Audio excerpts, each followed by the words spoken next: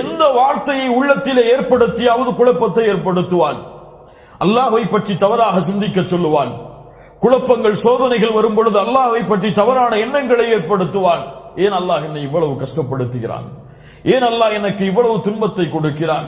வேறு யாராவது உயிரை அல்லாஹ் எடுத்திருக்கலாமே, ஏன் அல்லாஹ் என் உயிரை எடுக்க வருகிறான் என்றெல்லாம் குழப்பங்களை ஷைத்தான் ஏற்படுத்த வருவான்.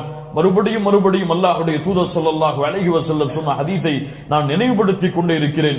உங்களில் யாரும் மரணமாக வேண்டாம் அல்லாஹ்வின் மீது நல்லெண்ணம் கொண்டே தவிர. ஏன் இந்த ஹதீஸை சொன்னார்கள்? வாழும் பொழுது அல்லாஹ்வின் மீது நல்லெண்ணம் கொண்டு வாழுங்கள், அது வேறு.